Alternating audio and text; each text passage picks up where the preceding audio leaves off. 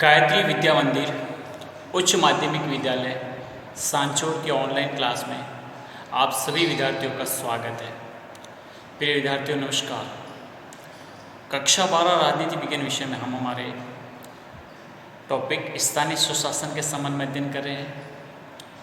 पिछली कक्षा में हमने स्थानीय स्वशासन के ऐतिहासिक पृष्ठभूमि के बारे में अध्ययन करते हुए हमने समझा कि ब्रिटिश शासन के दौरान, हमारे स्वतंत्रता आंदोलन के दौरान तथा हमारे संविधान लागू होने के बाद किस प्रकार से हमने विभिन्न आयोग के द्वारा, जो हमारी संघ सरकार अर्थात केंद्र सरकार द्वारा, राज्य सरकार द्वारा जो भी समितियां कमेटी गठित की गई थी तथा बलवंत राय मेहता समिति की सिफारिशों को स्वीकार करते हुए हमारी केंद्र सरकार ने 2 अक्टूबर 1959 को राजस्थान के नागौर जिले से पंचायती राज व्यवस्था का शुभारंभ किया।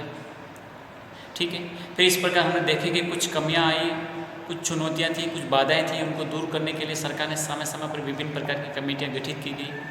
तो कल हमने अशोक मेहता समिति तक ये सब देखा था। आज हम आगे की कुछ जो हमारी सरकार द्वारा कमेटियाँ गठित की गई थी उसके बारे में अध्ययन करेंगे। तो देखिए, अशोक मेहता के बाद में राजीव गांधी सरकार ने मार्च 1985 में एक समिति का गठन किया गया था। उस समिति का नाम था जीवी की राव समिति। जीवी की राव समिति है, इसका उद्देश्य यह था कि ग्रामीण विकास एवं निर्धनता उन्मूलन कार्यक्रम से संबंधित प्रशासनिक ढांचे की समीक्षा करना था। इसलिए प्राय इस समिति को कार्ड समिति भी के नाम से भी जाना जाता है। ठीक है, जो ये जीवी की राव समिति गठित की गई थी, इस समिति ने जो अपने सुझाव दिए, सुझाव में सबसे महत्वपूर्ण यही बात की उन्होंने कि जो ग्राम पंचायत है उनको अधिक से अधिक वित्तीय शक्ति दी जाए तथा राज्य विधायक का गठन किया जाए तथा इन संस्थाओं का जो कार्यकाल है वो 8 वर्ष किया जाए। देखिए, एक बार पुनः स्पष्ट करता हूँ कि जीवी की राव समिति की जो सिफारिशें थी पंचायती राज के तौर पर, विशेष तौर पे एक ये थे कि ग्राम पंचायतों को ज़्यादा से ज़्यादा वित्तीय शक्ति दें, क्योंकि इनके पास वित्तीय शक्तियाँ बहुत कम हैं, तथा साथ ये बताया कि इनका जो कार्यकाल है वो 8 वर्ष का किया जाए तथा इनके लिए राज्य विधायक का गठन किया जाए। ठीक है, इस समिति के बाद में फिर राजीव गांधी सरकार ने विकेंद्रीकरण के मुद्दे पर काफ़ी सक्रिय थी। इसलिए राजीव गांधी सरकार ने क्या किया, 1986 में ग्रामीण विकास मंत्रालय के तहत लक्ष्मीमल सिंघवी सिंघवी समिति का गठन किया गया और जिससे पंचायती राज व्यवस्था के पुनर्जीवन के लिए एक अवधारणा पत्र प्रस्तुत करना था। ठीक है, इस समिति ने नवंबर 1986 में अपनी रिपोर्ट दी। इस समिति ने जो रिपोर्ट दी, सबसे पहले उन्होंने अपनी सिफारिश क्या की कि पंचायती राज व्यवस्था को संवैधानिक दर्जा दिया जाना चाहिए। जब तक संवैधानिक दर्जा नहीं दिया जाएगा तब तक हमारे हिंदुस्तान में पंचायती राज कभी भी सशक्त तरीके से आगे नहीं बढ़ पाएगा। इसलिए पहली सिफारिश उन्होंने यही बताई कि पंचायती राज व्यवस्था को संवैधानिक दर्जा दिया जाए। अगला बताया कि प्रत्येक प्रशासनिक अधिकारी को ग्रामीण विकास प्रशासन में कार्य करने का मौका अनिवार्य रूप से दिया जाना चाहिए। कि जो भी हमारे प्रशासनिक अधिकारी होते हैं उन सबको अपने कार्यकाल के दौरान सबको ग्रामीण विकास प्रशासन के संबंध में सबको काम करने का मौका जरूर और अनिवार्य तौर पे दिया जाए। तथा तीसरी सिफारिश ये थी कि पंचायती चुनावों में दलगत व्यवस्था को नहीं अपनाया जाए, यानी दलगत जो दलीय आधार पर जिस प्रकार से चुनाव होते हैं इसका उन्होंने बिल्कुल व्यवस्था को अपनाने पर रोक लगाने की बात की। तथा उन्होंने चौथी सिफारिश ये की कि पंचायती राज से जुड़े विवादों को निपटाने के लिए प्रत्येक राज्य में पंचायती राज अधिकरण की स्थापना की जानी चाहिए। जो भी पंचायतों से जुड़े विवाद हैं, मुद्दे हैं, इश्यूज हैं, उनका एक ट्रिब्यूनल के तौर पर यानी पंचायती राज अधिकरण बना के उसका समाधान किया जाए। अगली सिफारिश ये थी कि केंद्र सरकार द्वारा प्रत्येक राज्य के लिए राज्य विधायक का गठन किया जाना चाहिए जो पंचायतों के लिए पर्याप्त वित्त को सुनिश्चित कर सके। देखिए, जीवी की राव समिति ने भी यही बताया था और इसने भी यही बताया कि पंचायतों के लिए एक राज्य विधायक का गठन किया जाना चाहिए तथा राज्य के जो मुख्य निर्वाचन अधिकारी है उसको भी ये जिम्मेदारी दी जानी चाहिए कि पंचायतों का चुनाव वो नियमित अंतराल पर और निष्पक्ष रूप से संचालित हो, यानी चुनाव है वो नियमित 5 साल के बाद ही होने चाहिए, ऐसा इस कमेटी ने सुझाव दिया। तथा वो एक सिफारिश ये भी थी कि न्याय पंचायतों व ग्रामीण न्यायालयों की पर्याप्त संख्या में व्यवस्था की जानी चाहिए। न्याय करने की शक्ति उन्हीं व्यक्तियों को दी जाए जिनके पास शैक्षणिक योग्यता और प्रशिक्षण हो। तो इस प्रकार से लक्ष्मीमल सिंघवी ने अपनी रिपोर्ट दी और रिपोर्ट देने के बाद में लगभग हमारे संविधान मतलब पंचायती राज व्यवस्थाओं को संवैधानिक दर्जा देने की प्रक्रिया भी लगभग आरंभ हो चुकी थी। लेकिन सिंघवी समिति की रिपोर्ट आने के बाद ही पंचायती राज से संबंधित संविधान संशोधन की पृष्ठभूमि तो तैयार होने लगी थी। इसी समय 1988 में हमारा जो भारत सरकार का जो कार्मिक मंत्रालय है, कार्मिक मंत्रालय संबंध एक संसदीय सलाहकार समिति ने जिला योजना प्रक्रिया में विचार करने के लिए पीके थुंगन की अध्यक्षता में एक उप समिति गठित की गई थी। इस पीके थुंगन समिति ने भी यही कहा था कि पंचायती राज व्यवस्था को क्या किया जाए, संवैधानिक दर्जा दिया जाना चाहिए। संवैधानिक दर्जा देने की मांग पीके थुंगन समिति ने भी उठाई तथा जिला परिषद के विकास कार्यों तथा योजना निर्माण की प्रमुख संस्था के तौर पर उसे विकसित करने की बात की बताई। इसलिए आप समझ सकते हैं कि पीके थुंगन समिति ने भी इसी प्रकार की सिफारिशें की। वही वी.एन. गाडगिल समिति ने भी यही किया था, इसी समिति ने भी यही सिफारिश की थी और इस समिति का जो गठन है वो कांग्रेस पार्टी के भीतर किया गया था।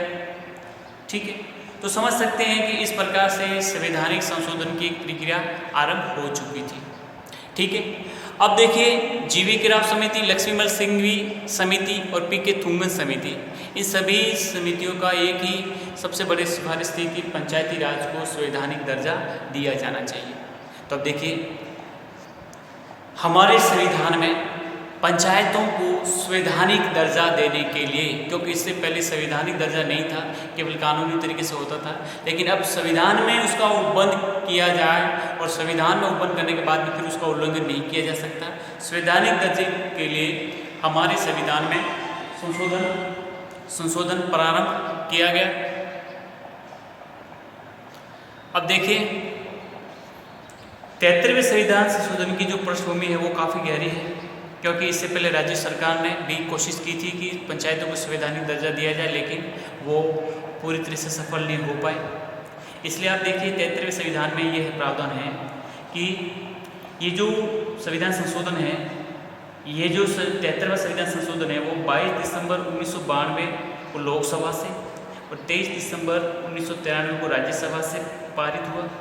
बाद में 17 राज्यों की विधानसभा द्वारा मान्यता प्राप्त की और राष्ट्रपति ने इसकी स्वीकृति 20 अप्रैल 1993 को दे दी।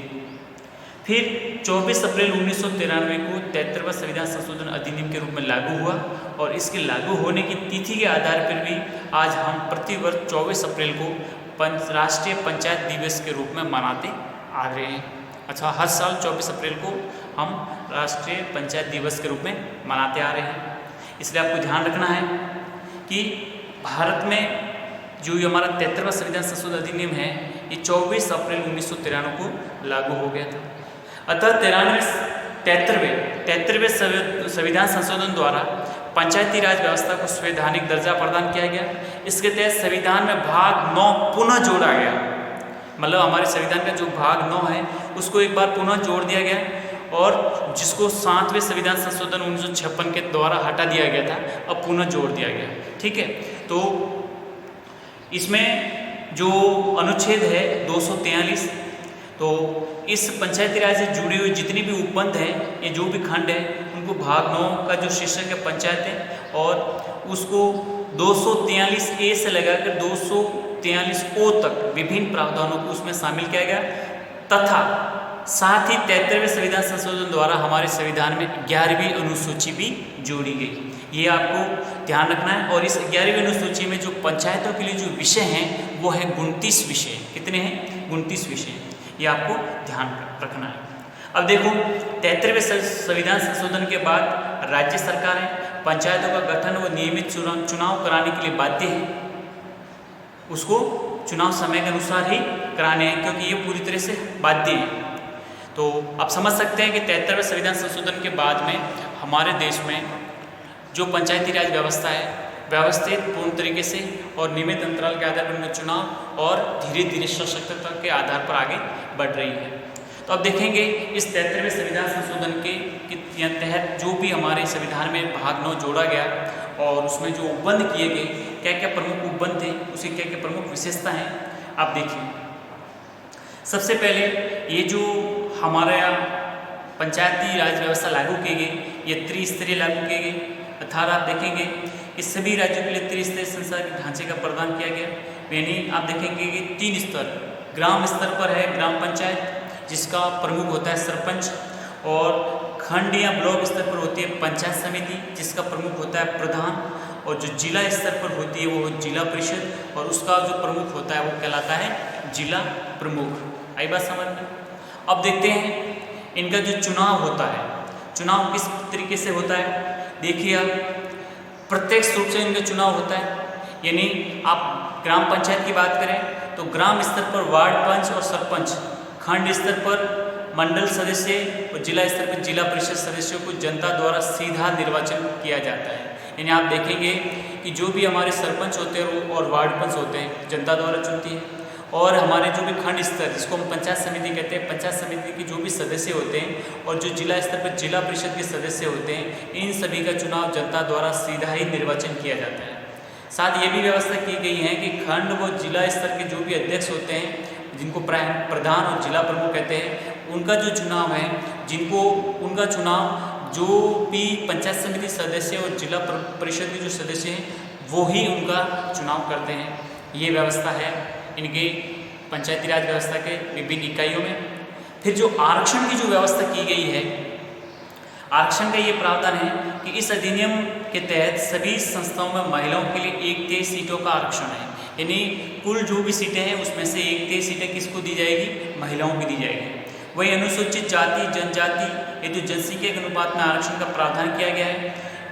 ST और SC को जनसंख्या के अनुपात में यहाँ पे आरक्षण दिया गया है।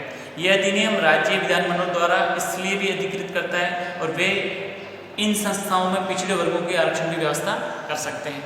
तो OBC के लिए भी इस प्रकार की व्यवस्था करने का पूरा प्रावधान किया गया है। अब देखते हैं हम पंचायतों का कार्यकाल कि कितना क्या है। अधिनियम जो ये है ये सभी स्तरों पर संस्थाओं के सदस्यों का कार्यकाल 5 वर्ष निर्धारित करता है या निश्चित करता है। यानी आप देखेंगे कि पंचायती राज की जो भी इकाइयाँ हैं, सरपंच से लगाकर प्रधान और जिला प्रमुख तक, इनका जो कार्यकाल है 5 वर्ष का निर्धारित है। यदि समय पूरा होने से पूर्व भी इन्हें विघटित किया जा सकता है। इसके बाद अधिनियम में 6 माह की अवधि में ही नई संस्थाओं का गठन करना जरूरी हो जाता है। फिर ये जो भी चुनाव होते हैं, चुनावों के लिए जो एक नियुक्त जो बॉडी है वो है राज्य निर्वाचन आयोग, जिसका भी उल्लेख हमारे संविधान में किया गया है। पंचायती राज संस्थाओं में चुनाव प्रक्रिया को नियमित व निष्पक्ष संचालन हेतु एक निर्वाचन आयोग का गठन किया जाएगा। मतदाता सूचियां तैयार करने को लेकर पदाधिकारियों को निर्वाचित घोषित कर शपथ दिलाने तक प्रक्रिया की निगरानी राज्य निर्वाचन आयोग करता है। कहने के तात्पर्य जो भी हमारे जो पंचायती राज संस्थाएं हैं, इनकी जो चुनाव की प्रक्रिया है उसको नियमित और निष्पक्ष हेतु चुनावों हेतु एक राज्य निर्वाचन आयोग का गठन किया जाएगा।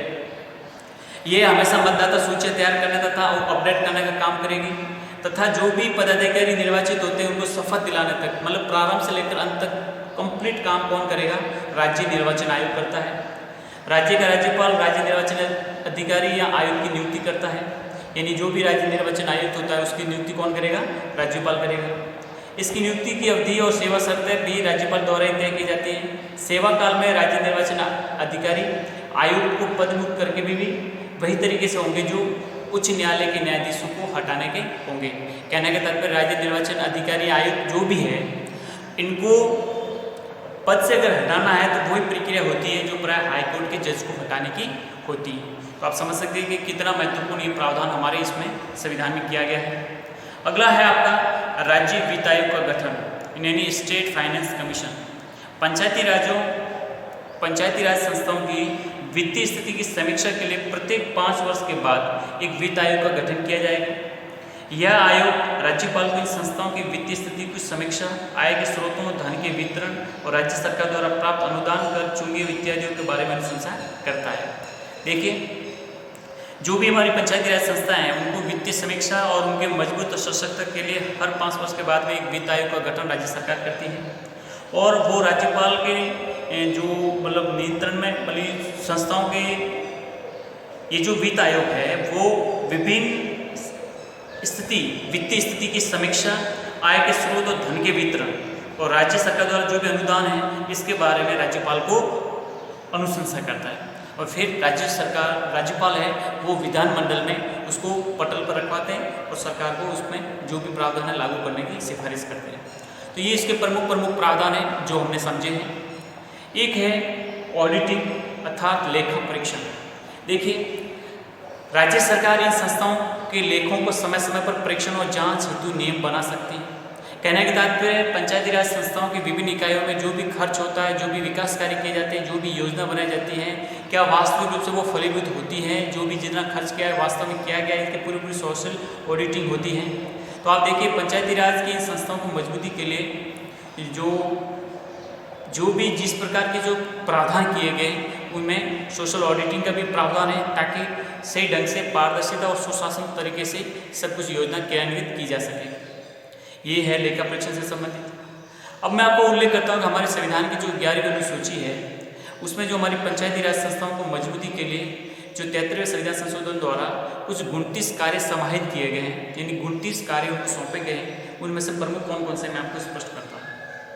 देखिए, कृषि और जिसमें कृषि विस्तार से सम्मिलित हैं भूमि विकास, भूमि सुधार, लघु सिंचाई, जल प्रबंधन, नदियों के मध्य भूमि विकास, पशुधन, दुग्ध का व्यवसाय, मुर्गी पालन, मछली उद्योग, वन जीवन, वनों में कृषि, लघु वन उत्पादन, खादी ग्राम कुटीर उद्योग, ग्रामीण विकास, पेयजल, ईंधन, चारा। ऐसे महत्वपूर्ण जो आपके पाठ्य पुस्तक में लिखे हुए हैं 29 कार्यों का उल्लेख किया गया है जो हमारी इन पंचायती राज संस्थाओं को ये कार्य सौंपे गए हैं।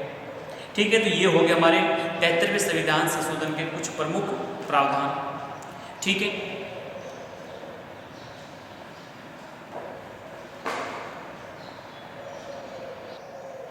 अब देखिए, जिस प्रकार से हमने देखा है कि हमारी पंचायतों के लिए जो 73वें संविधान संशोधन के द्वारा जो विभिन्न प्रावधान किए गए, उसी प्रकार से हमारे जो नगरीय अर्थात हमारे जो शहर हैं, सिटीज़ हैं, उनमें भी इस प्रकार से स्थानीय स्वशासन व्यवस्था का पूरी व्यवस्था की गई है।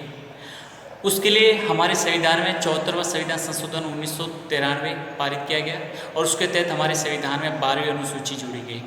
ठीक है, तो पहले हमने जिस प्रकार से ग्रामीण स्थानीय स्वशासन पढ़ा, अब पढ़ेंगे हम नगरीय स्वशासन, यानी नगरों में जो स्थानीय स्वशासन है इसको मजबूत करने तथा सक्रिय बनाने के लिए हमारे संविधान में मैंने आपको पहले बताया कि 74वां संविधान संशोधन पारित किया और एक कानून बनाया जो कि 1 जून 1993 से लागू हो चुका था। अब ये भी 3 स्तर का है जो जनसंख्या के अनुपात में उसको विभाजित किया जाता है।